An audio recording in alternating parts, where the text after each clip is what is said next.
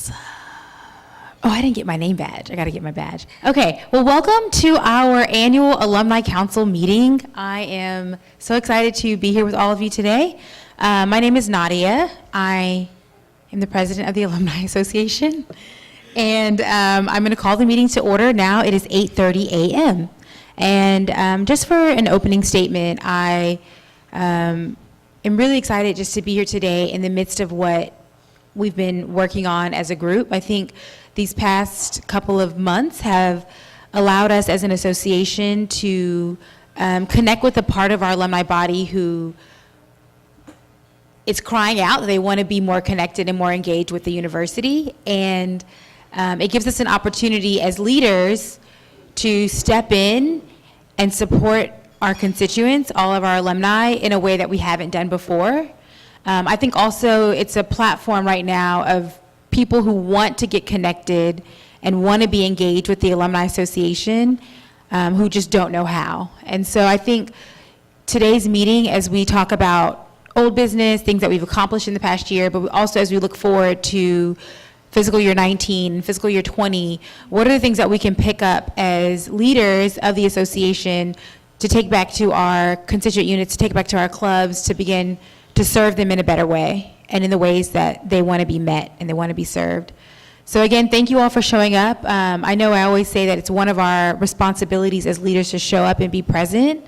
And so I thank you guys for taking off the time today, showing up here today, being present, and using this opportunity to connect with people who are doing the same work that you're doing, but in a different city. Oftentimes, as a leader of HUAA, the job can feel lonely as president. It's a lot of work. And so I hope that this weekend you're able to connect with people who are doing the work that you're doing, and you can build a relationship with them so that in the weeks coming, in the months coming, when you're in the middle of something that's difficult, you have someone to reach out to and someone who can support you along your journey. Okay, so with that, let us take a moment to look to the Lord. I will say that if you don't pray, you don't have to pray, but I do feel that in the midst of who we are as an association, it's okay to take that time to do it. So you can use this moment of reflection, meditation, however you choose, but I'm going to offer up some words. So dear God, we thank you for this day. We thank you for an opportunity to gather together with leaders across the globe to focus in on things of the business of the Howard University Alumni Association. We thank you for an opportunity for learning and for progress and growth. We thank you for a time to share and to connect. And we ask that you just allow us to honor the work that you've put in front of us and to continue to serve to the best of our abilities. Amen. Okay. Alhaji, will you do the roll call?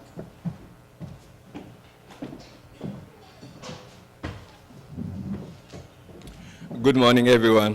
Good morning. Welcome back to the Mecca. I will proceed with the roll call. Alvida Addison, Amanda Johnson, Annette Holmes, Anthony Santagati, Beverly Reynolds, Brian Hall, Brittany Norman, Brittany,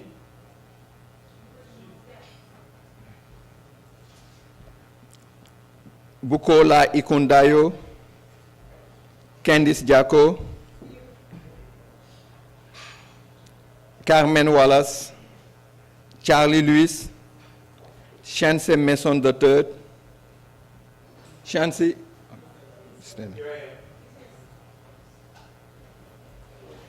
Cherise Cryer, Cheryl Quinn, Cheryl Carter Benson, Chris Washington, D'Angelo Stern, Donna Dawson, Donna,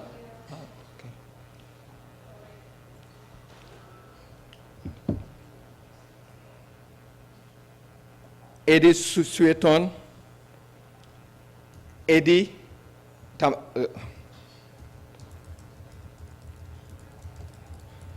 Eddie Sweaton, Rolanda. Okay.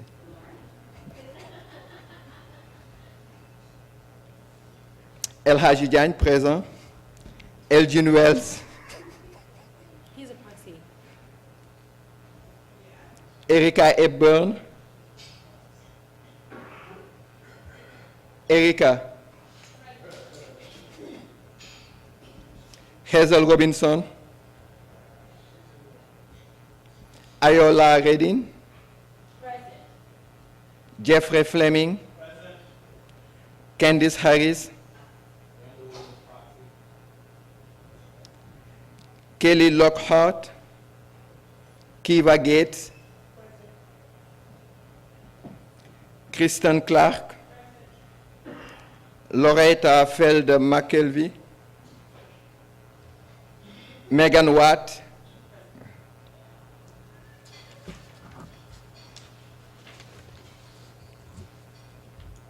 Nadia Pinto. Present. Waji Jibonu.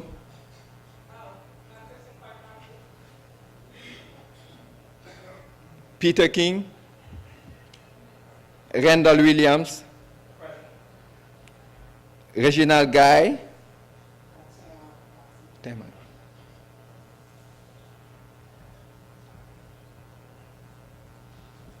Shanna Irvin. Here.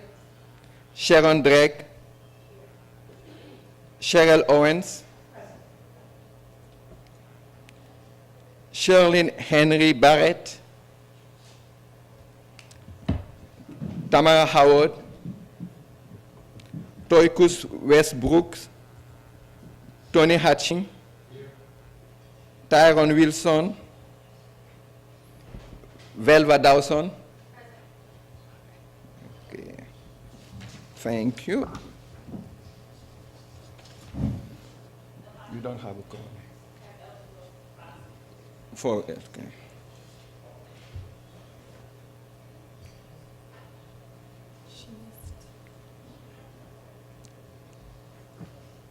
I'm going to call attendees who are not a member of the Alumni Council.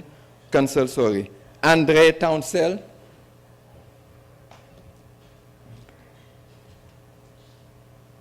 Thank you.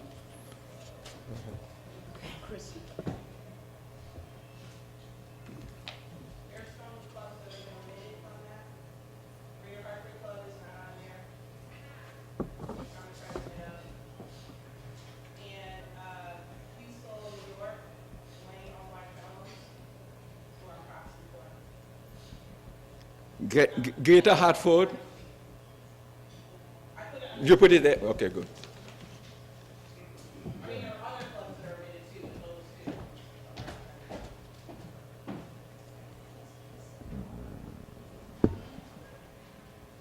Tamara, did they call all your proxies? Yeah, it was done differently. El Hadji, can you include the rest of Tamara's proxies so you can count for quorum?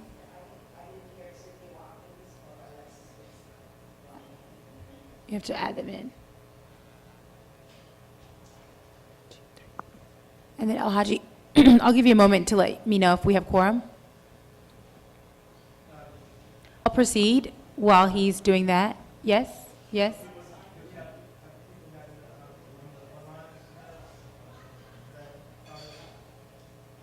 Yes, it is.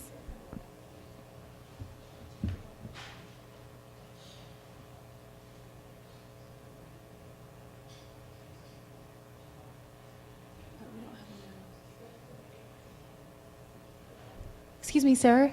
What's your name? Erica, the guy back. What's your name?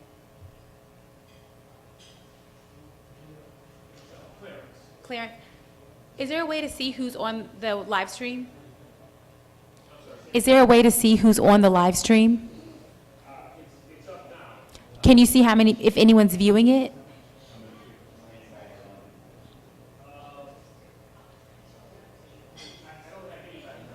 Okay, thank you. If you know anyone who's, Jeffrey? If you know anyone who's waiting, okay, do you have the link? It's in the group me?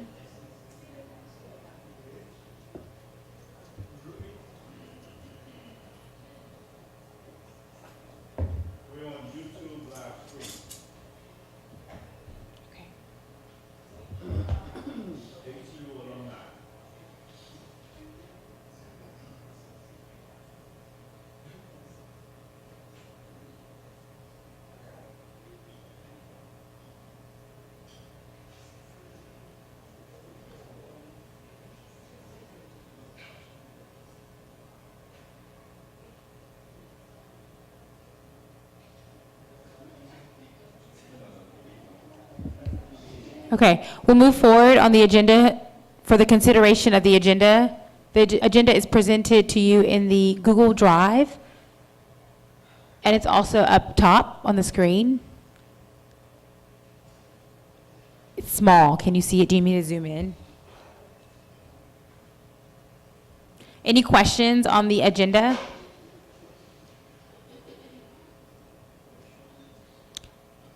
Any questions? It's not in the Google. I can't upload my You want me to send it out? It's not. here.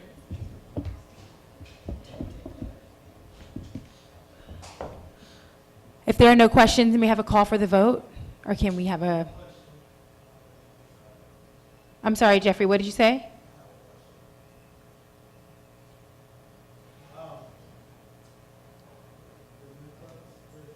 In the bylaws, other business, constitutional review, and bylaws.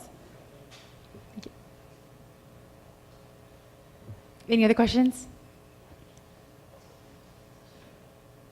Call for the vote. May I entertain a motion on the agenda? I move that we accept the agenda as printed. There's a motion on the floor by Shayna Irvin. Pause.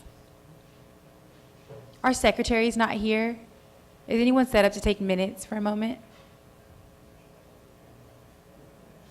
Anyone? Megan, will you do it? I know. Thank you.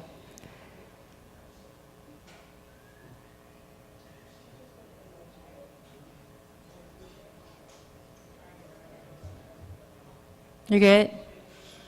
Yeah, okay, there's a motion on the floor by Shayna to accept the agenda as presented. It was seconded by Larry Dunlap. All in favor, please say aye. Aye. We're gonna move, and then Alhaji's gonna tell us if we have quorum, but I'm sure that won't be a problem on the agenda. Okay, It's not working. If this is correct, it's not. okay. Yes? It's not working. Okay. So what I have is, what is it, www.ustream.tv channel.drzmkee? Yeah. It's Okay. not working. Mr. Clarence, that link isn't working?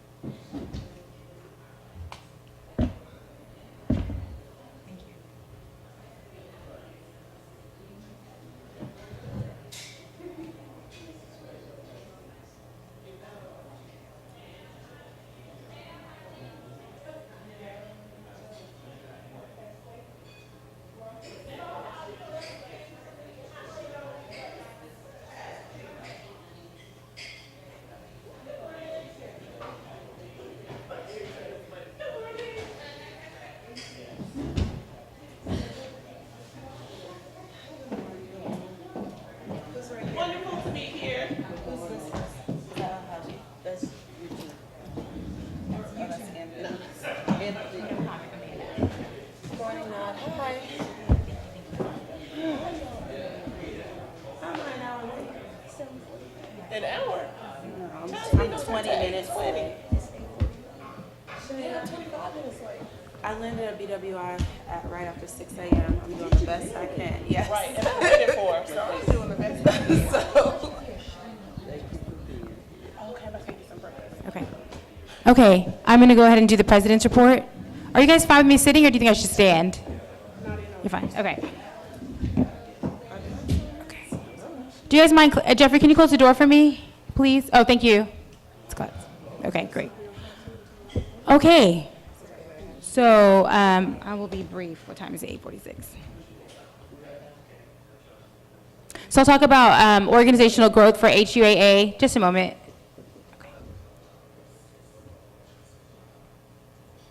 Thank you.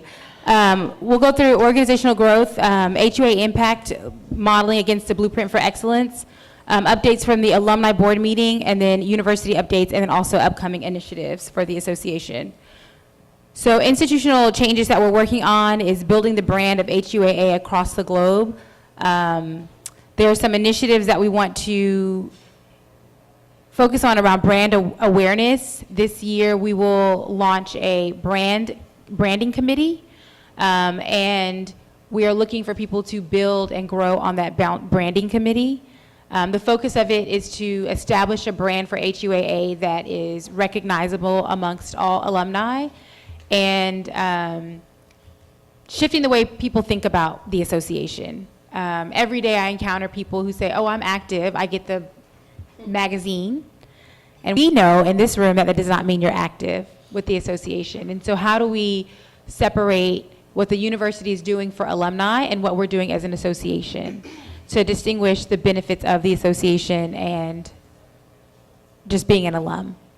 We've had great constituent unit growth over the past 2 years. So we've had HUAC Seattle, which is in the process of semi-reactivation, but they had a good first year and then lost leadership. So they're now in the process of rebuilding that leadership.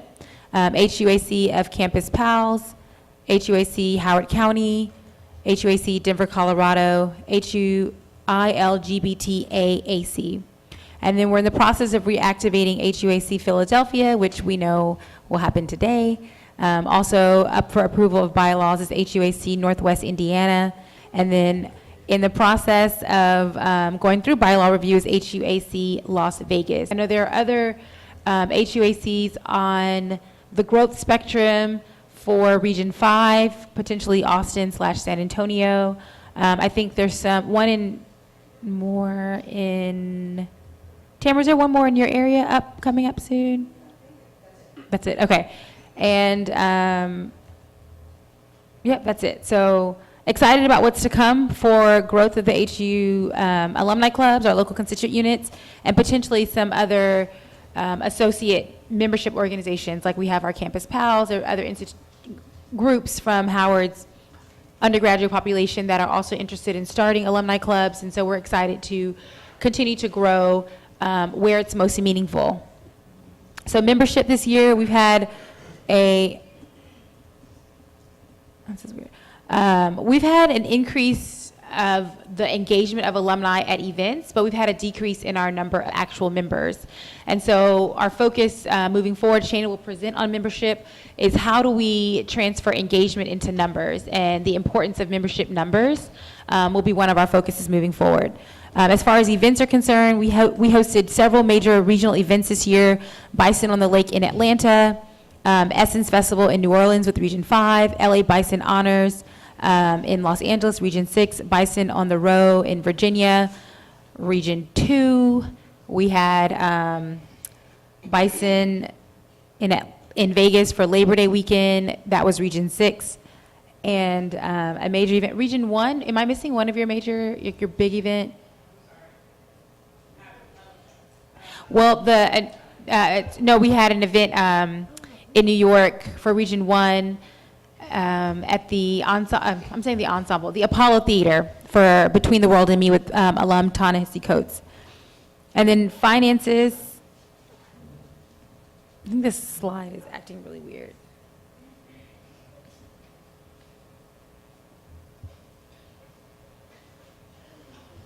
Okay. This didn't load properly. But the first section, here under accountability, thank you. Okay, thank you. I'm just going to pause for a moment. So the YouTube Live is, go to YouTube Live and then search HU Alumni, and it's hosted by Vortex AV. Oh, you did? Okay. Did it work? Did you find it? Okay, awesome. Thank you. Thank you.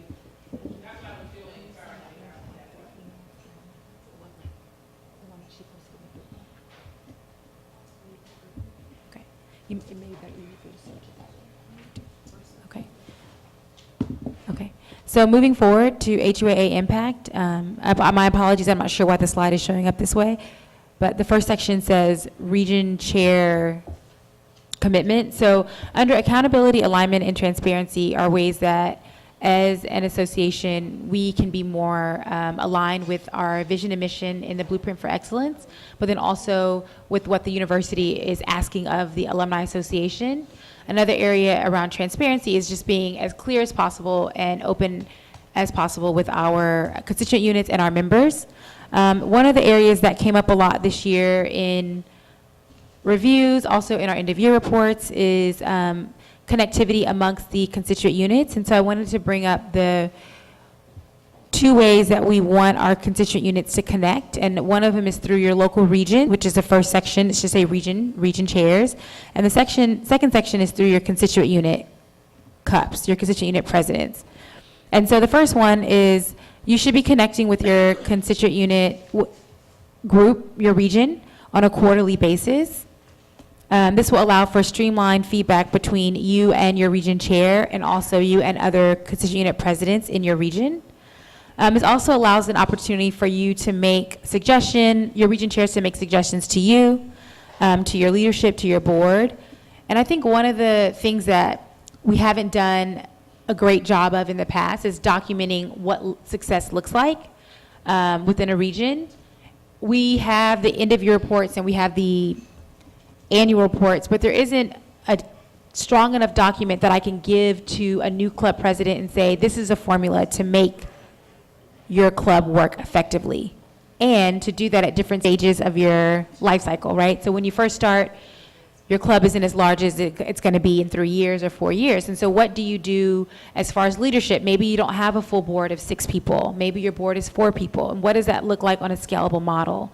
And so one of the areas that we will work towards this year is building that out. And so I will be asking, or I am asking now, our constituent unit presidents. And so just curious to our constituent unit presidents that are in the room, do you know who the 4 constituent unit presidents that serve on the executive committee are?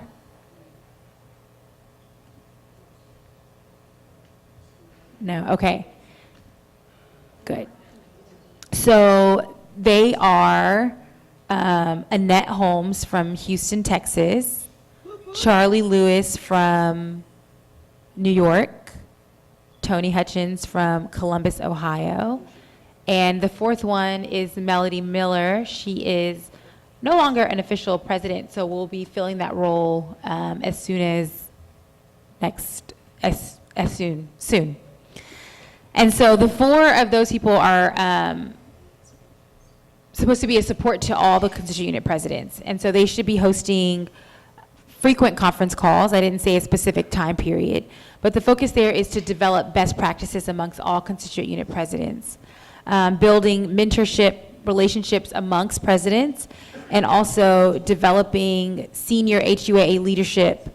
Let's say you've been in the role for several years, how can you support some of our newer club presidents? I think what I've really seen in just reviewing a lot of the end of year reports and even looking at some of the action plans is that we really could do a better job of supporting learning from one another. We're kind of creating it on our own, club to club, and I think there's a huge opportunity for us to work together and learn from one another. And so I'm asking that we have quarterly meetings in the regions with your region chair and you as a club president, and also from the constituent unit presidents to meet at least quarterly with all of the constituent unit presidents as a group.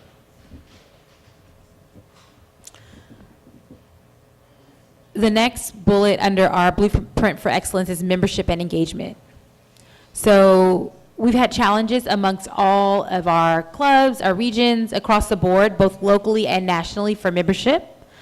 And so I think we need to just take a step back and reassess our membership approach. Now, Shayna will present in more depth on membership, but I want to ask the question to our constituent unit presidents, like, by show of hands, how many of you all are sending on a monthly basis renewal reminder emails to your bodies?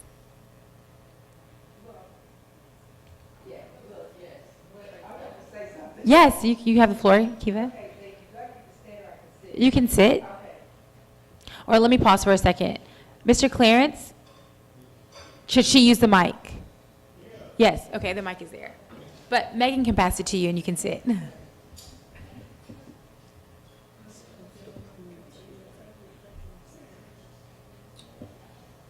Thank you. The question is, do you have to do it every month? Because we in Kansas City are doing it like just once a year in March, like March Madness membership drive. So we don't have to remember who did pay, and all that. And everybody can be current at the same time.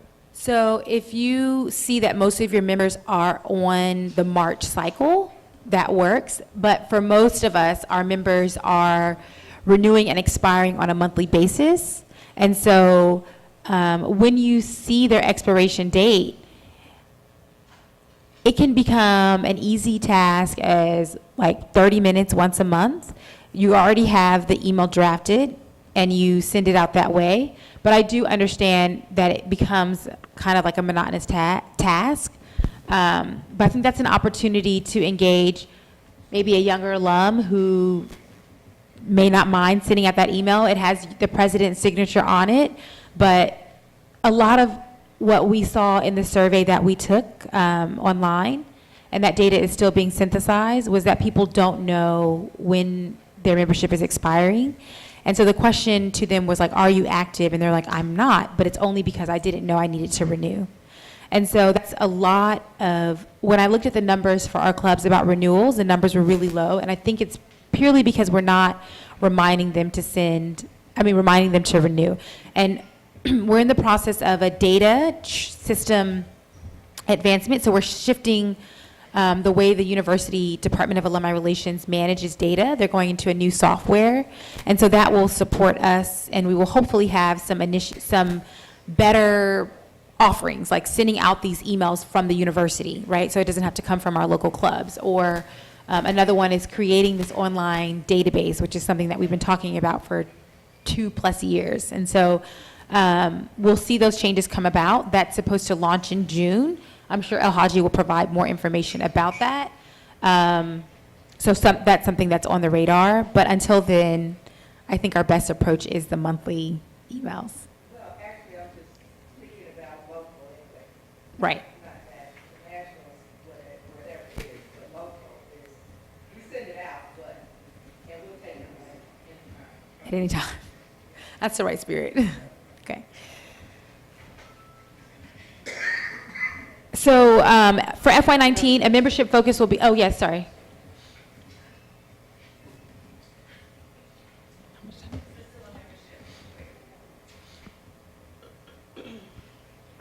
Thank you. It's on. On? Okay. Cheryl Benson, Region 5 rep, formerly DFW president. Have we ever considered changing our membership, having it on a calendar, whether it's fiscal year or calendar year? I mean, other organizations many of us are in, I mean, if your fiscal year ends in June and you decide to join in March, and guess what? You pay March, you end in June, and you start over in July. So have we thought about doing that? And that would help us keep a stronger record of the members that we have for that fiscal year. I know it's probably bylaw changes and all that associated, but that's just a idea. So we are doing a constitutional review this year, and if that's something that the Alumni Council decides to do, we can make that change and propose it to the Alumni Board. It has been in discussion for multiple years. I know under Chris's administration, it was up for discussion, and I believe also under Kim Singleton's administration. And there's reasons on both sides of the coin for that. So it has been in discussion, and I think it's something that would need to go through the membership committee. And if that's something that's proposed from the membership committee, then we would move forward accordingly in that way. Thank you. Be easy to remember.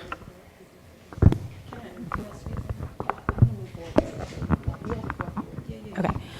So membership focus. So, okay. One of the things that I think came up a lot is that we don't know how we're graded or for the awards, right? And so I have always been on the side of the fence, like, oh, awards are great because I think we need to acknowledge the work that you all are doing day in and day out. But it's not always the best assessment of how a club is performing. And so what I want us to think about from a broader perspective is that we need to focus 35% to 45% of our efforts on membership this year in order for us to shift where we're going. So right now our numbers are down, and we need to do a very focused approach. So I want you all to start thinking about everything that you're doing. How am I bringing in members? How am I renewing members?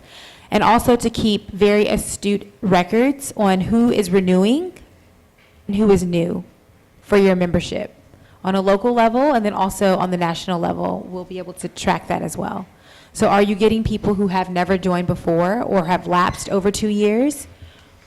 And are you keeping people who have already been engaged? I'm going to hold questions just so I keep track of time. The video's not working. If you can communicate that with Mr. Clarence. So some questions that I want to ask for you to ask you and your regional leadership and constituent unit leadership is ask yourself these questions because they come up a lot. Why should someone join your CU? What local benefits do you provide to your members at a local level? How do you support your members' career and professional growth? Do your members support one another in their own personal advancements? And another one is, do you have a personal relationship with your members? And if you don't, does someone on your executive leadership have a personal relationship with your members? Like, do they feel like they belong to your local constituent unit's family? Okay. So some of the tracking metrics that we'll focus on around is retention. So are you sending renewal emails? Do you make personal phone calls? Are you building relationships with your members?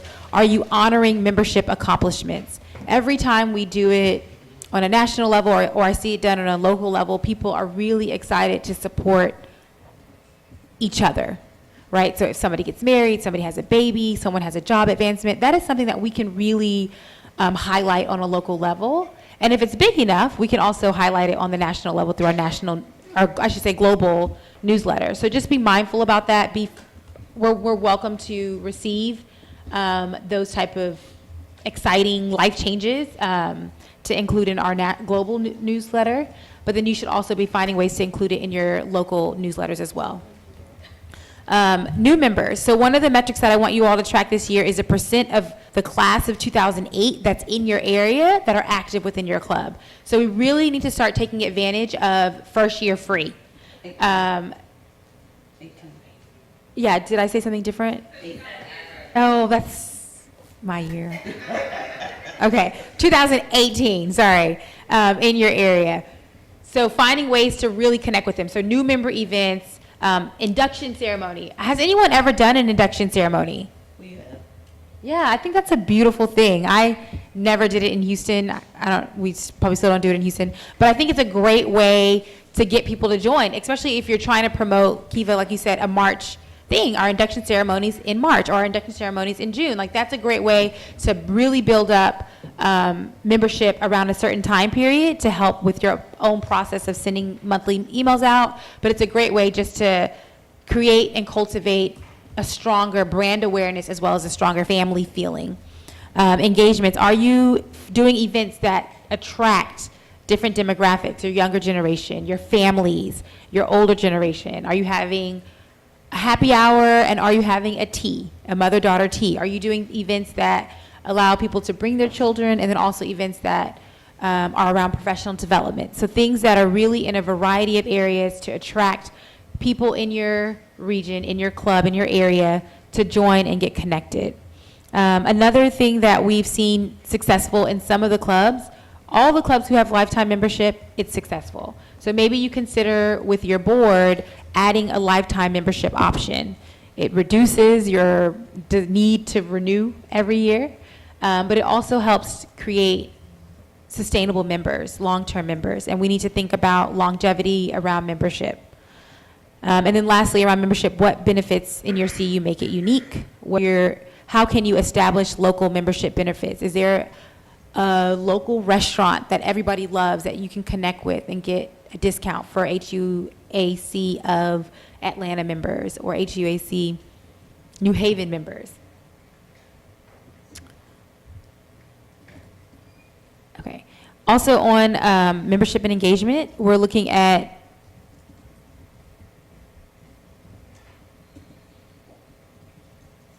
growth. I went over the growth in the previous slide.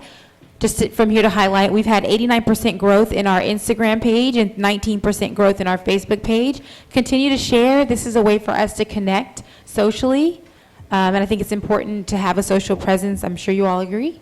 Another thing that we did this year, for the first time, we are launching a national initiative. We'll hear a little bit more about it from our special events chair. It's called Bison in Business. It's a way for us to really enhance our professional development, career networking platform. It will be a quarterly national event that'll be in DC, but we want you all to launch them in your local CUs this year. It's a happy hour event in which business owners from your alumni club will be able to showcase their business, and also people who are in entrepreneurship or are in a career where they are client-facing. They can also engage and connect with other business Howard alum in the area. You'll get more information on that later, but it's something that we're branding, and we'll possibly launch partnerships with other HBCUs. We've had some traction at Morgan State and some other HBCUs in the MEAC area, and so we're happy to have launched it first at Howard and to see where that's going to go. I will just highlight from here. Moving forward, one thing that came up a lot in the end-of-year reports is the need for financial training. What's the best way to keep records? We have some advancements coming along around reporting. We're going to be getting reporting on a monthly basis. Our assistant controller will be sharing with us later, and so I'm excited for that. And then Amanda will share more detail in HUAA finance during her presentation. Scholarship and recruitment, a few key bullet points here. We awarded over $120,000 in direct scholarships to students. We partnered with the Bison Career Mentors Program, and for the first time, we had a 1-to-1 ratio between students and alumni. So thank you all to you and your members who stepped up to serve as mentors to our students. As you all have heard me say, and I'll say it 1,000 times over, HUAA has managed, hosted, held 100% of recruitment events outside of the DMV. And for that, you guys all deserve a big round of applause. If it wasn't for you guys, our recruitment numbers for Howard would not be where they are. And I don't think that you all get enough acknowledgement for that.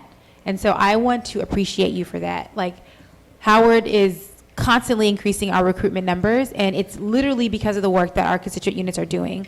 The Office of Admissions cut all of their travel outside of the DMV, and it is because of you all that we have so many students applying to Howard.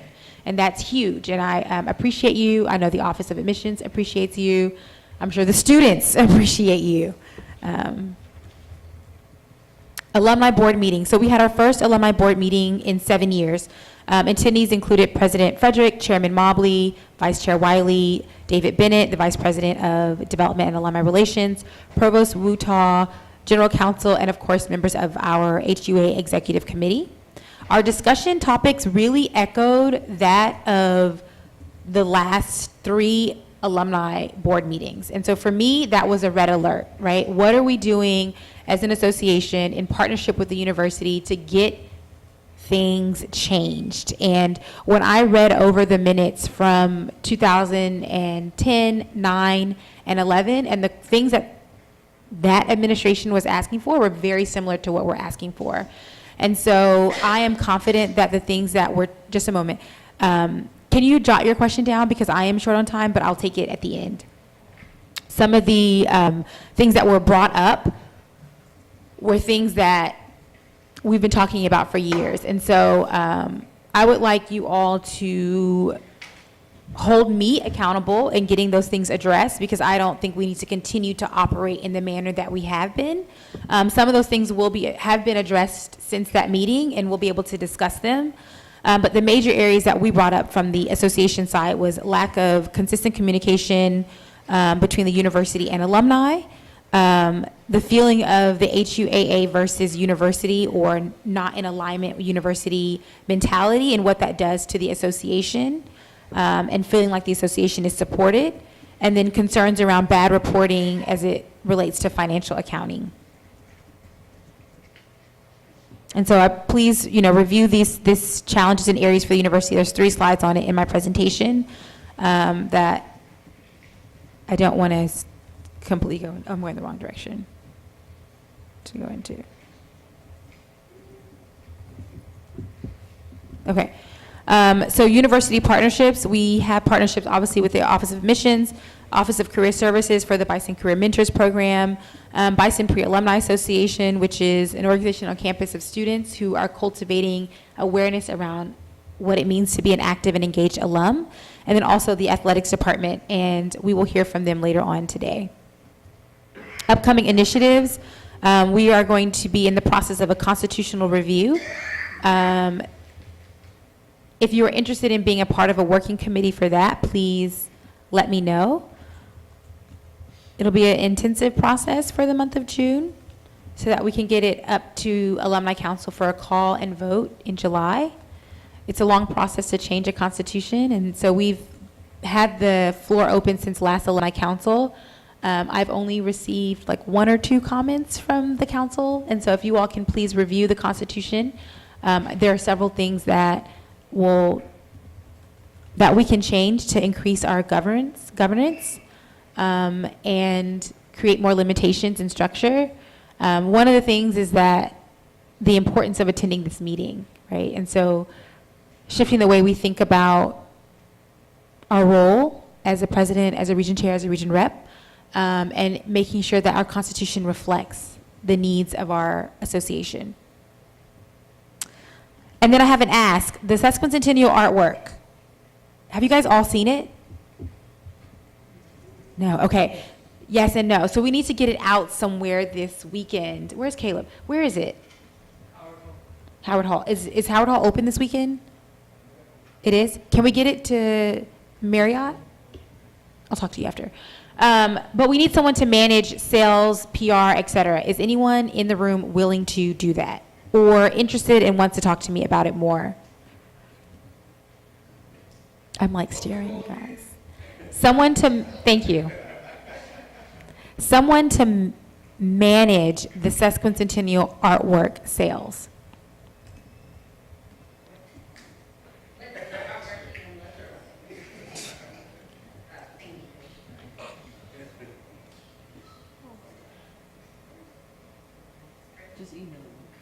No, I want to ask. I want like someone to raise their hand. I'm going to be that. Where's Megan? Yes. Yes. So, yes, I'll take 2 questions. So we're just selling the print? Yes. So, about 3 years ago, Tony Hutchins mentioned to the university that we should do a sesquicentennial art piece. And 2 years later, we got the okay to do it. And we had about 2 months to get it done. So the association finally got this process rolling. We commissioned an artist to present a proposal, and this is the piece that he created. The original piece is in Howard Hall, and it was donated to the university. And the position will be someone to manage sales of the prints. And so they are $1,867. We have a magazine article coming out in the Howard magazine, and so you would be managing that process of marketing it, selling it, connecting with alumni who might be interested in buying it. If you know people in the art world, this artist, Charlie Palmer, does not sell prints at this price point. It's lower than his normal price point. So if you are a collector in the art world, this is a great collector's item. And the print is beautiful, and hopefully you all will have a chance to see it this weekend. I'm gonna see if I try to get it to the luncheon today. I'm sorry? Yes, there has been sales. Okay. Okay, so I'll just take all the yeses via email, okay? Y'all, we need somebody to do this. Okay. Okay, that's all I have. Thank you. Yes, Larry. Mr. Dunlap.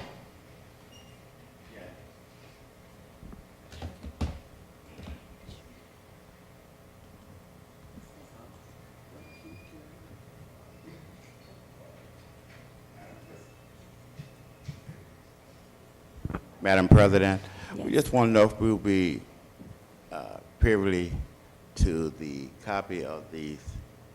Yes, they are all of our presentations. If you have one, you should also save it in the Google file, but it's in the Google Drive. It's in the Google file. Yes. All right, that's the only way we can get it. How else do you want it? Through email? Yes, Yes. thank you, you're wonderful. You're welcome. Madam President, Yes? can we zoom in on the agenda on the screen for those who don't have it on their computers? Everybody okay with that? Okay. I don't know how. If you just hover your mouse to the bottom of the screen, there's going to be a Thank plus you. sign. Well, thank you, Megan. Okay, so as you can see, we are a little bit behind time. We have in the room already Vice President David Bennett, and we have our COO in the room. I'm going to check in with the both of them. David, do you want to bring greetings now, and then we'll move to Tashni, and I'll amend the agenda to El Haji, and then Anthony is not here, so, okay. Thank you. I'll be brief. It's one of the challenges of getting HUAA and the university on the same page is I actually wasn't on the agenda for this meeting until I asked to be included on it. Just to bring greetings to the president and employees. Okay? Thank you. To bring greetings to the president, who's doing reunion activities this morning. He'll be with you at 2 o'clock today. I just wanted to say that I'm grateful to all of you for the time you spend building our community. We have some, I think, 2 or 3 things that may be relevant, particularly to this group going forward. Rather than just complain about some of our data systems and the problems I know that causes, particularly for our club presidents and our club corresponding secretaries and others, we are launching, as hopefully I sign the contract Monday, a complete system overhaul. So we are taking out the Millennium system that you all have heard about for 85 years, because it's been here for about 90.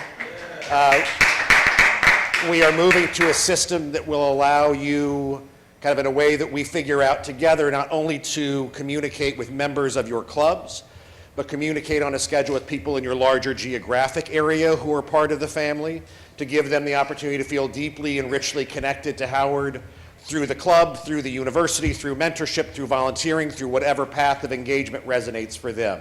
We'll have the first components of that, God willing, in place by about October 18th, I think. So our year-end campaign will happen with that. Over the course of the next year will be when we roll out those communications tools that really let us enable the clubs and enable our team and enable our communication staff to give much more tailored, much more relevant, much more kind of interesting messaging rather than some of the shotgun approach that we've taken for so much of the last few years.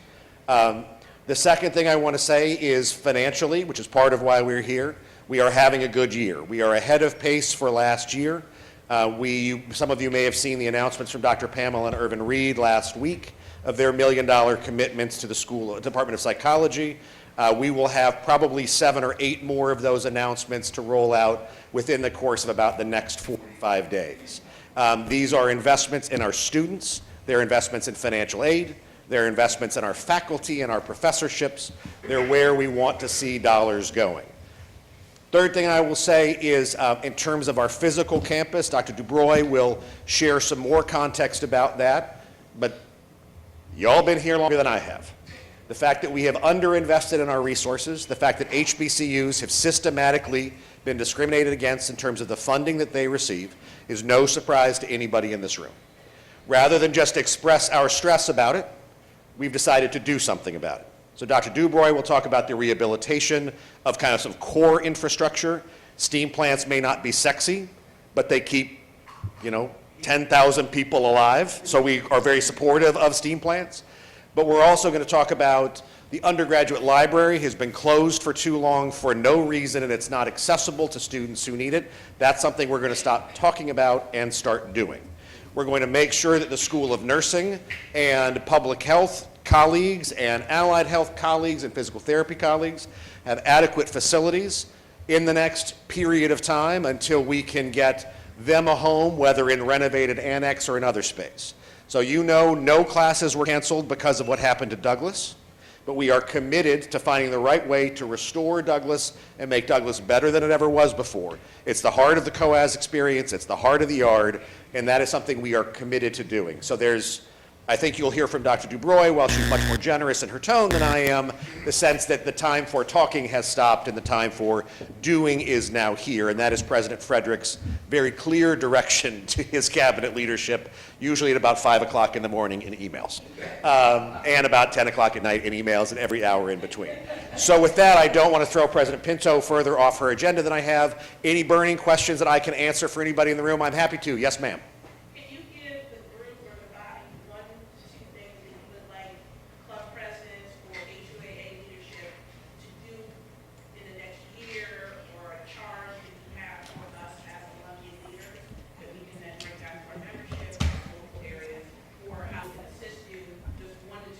Sure. I'll give a small one and a big one. The small one is the work that you do in terms of spreading the message of Howard and of HBCUs generally to high school students and middle school students is critically important. It gets the message out that a Howard education is more important than in many years, and it's more financially accessible, not for everybody because we're getting there, but the $110 million in financial aid the university spent last year, for perspective, our net tuition at the university was $286 million. Georgetown's net tuition was $589 million. American says they spent the same amount as financial aid as we did. Their net tuition was $530 million. We are doing everything we can to make Howard education accessible for everybody. So the work that you do in talking about Howard is critically important. The larger issue, and constitutional amendments and reviews are very important. It's part of the process. We need to honor and acknowledge that. But is this format working for us? If we look at how we engage the 48,000 undergraduate alumni for whom we have mailing addresses or email addresses, if we look at the larger global body of 70,000 plus Howard alums, is this structure, which does amazing work and achieves great things, it involves hundreds and hundreds of volunteers like yourselves, richly involved, is this the right structure for today? Maybe the answer is yes. Maybe the answer is there are ways to tweak it or strengthen it or evaluate it so this conversation about the university's agenda and HUAA's agenda ends and we have a common Howard agenda. And I don't know what that looks like. I don't come to that conversation with bias or preferences or predilections. I do come to the conversation that I feel like there's got to be more that we can do to serve the Howard body. And that's, again, on nobody, on no side. It's just, is this 100% of what we can do? And so what I would ask in the larger term is, let's be willing to be a little heretical. Let's be willing to ask questions and have some conversations that maybe we don't normally do because it's a structure and a process that has worked for a long time.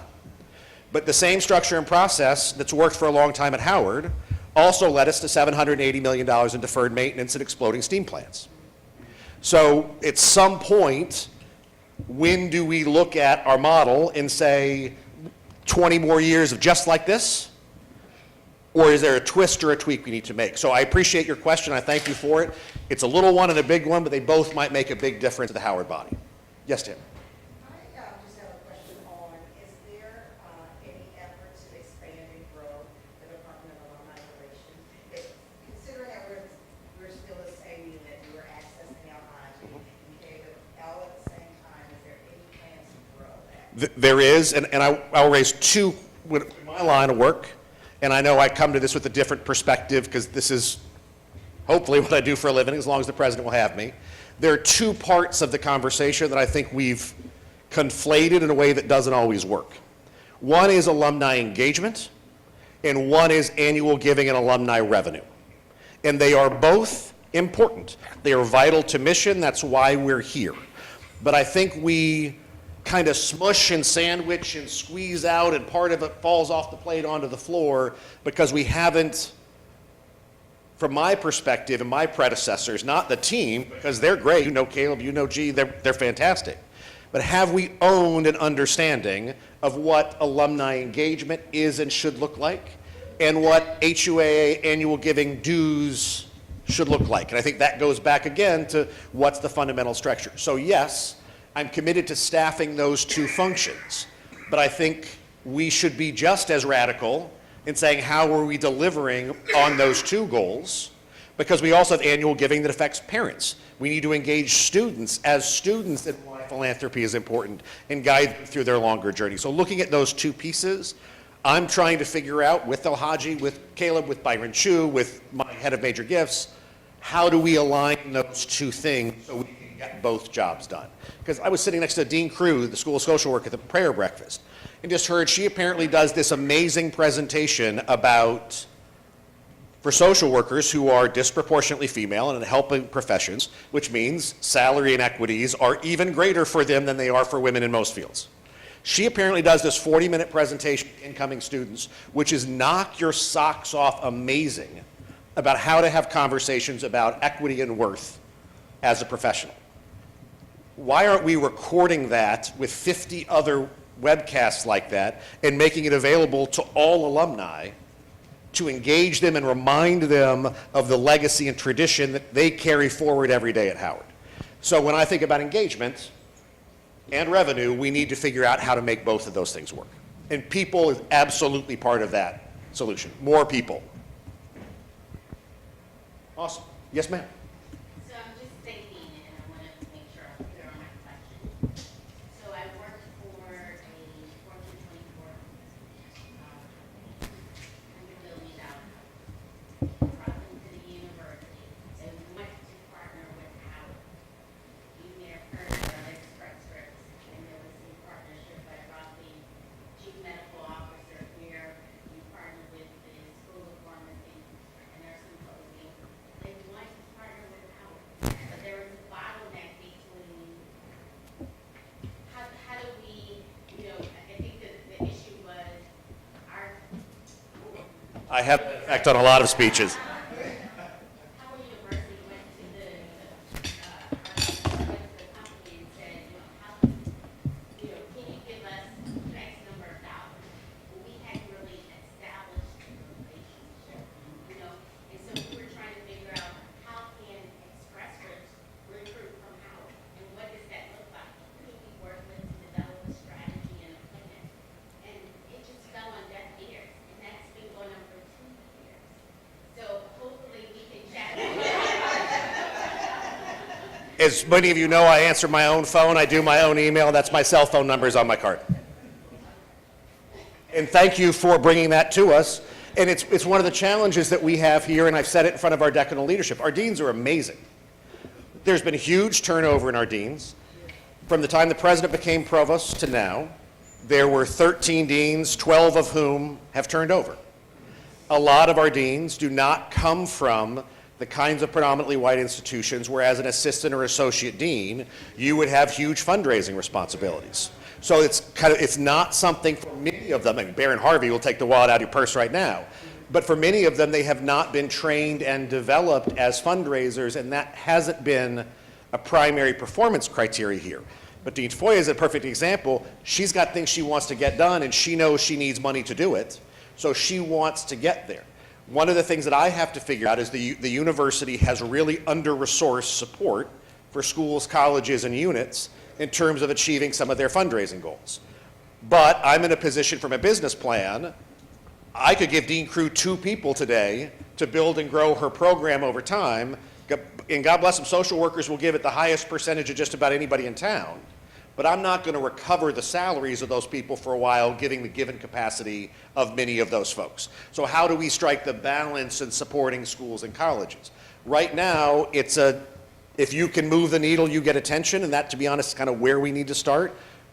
but it maybe moved the needle a little today and more tomorrow and a lot more the year after that, and that's why conversations like you're bringing are so important. So I want to give Ms. Pinto, President Pinto, the microphone back so she can stay on schedule. All y'all have my email address. All y'all know where I am. We are now down the street at 9th and T, where we have, well, everyone else but me has air conditioning, but it's a big step up over the Howard Center. And I appreciate you. I will probably be here with the president this afternoon, and we'll see you at lunch. I'll see you tomorrow night. I'll see you wherever you are. More importantly, if you're having a reunion year, thank you for being here and for doing this. I know a couple of your number have students who are graduating, sons and daughters and grandkids who are graduating as well. So I appreciate what you're doing to help this next generation up. You know where I am. Thank you. Thank you all. Thank you. Thank you, Vice President Bennett. Okay, at this time, we'll move to the agenda to hear from our COO, Dr. Tashni Antiboy. Good morning. I am elated to be here. I'd like to thank the National Alumni Association, HUAA rather, for their invitation, and it's really my privilege to get to speak with you. I wanted to bring you through a few of the issues that we're having, whether it's with facilities, public safety, across the campus in the operations realm, and introduce you to my portfolio and what it is that I do here at Howard University. My official title is Executive Vice President and Chief Operating Officer of Howard, and that means that under my purview, I have the operations portfolio. It includes DPS, which is our public safety unit, PFM, or Facilities and Maintenance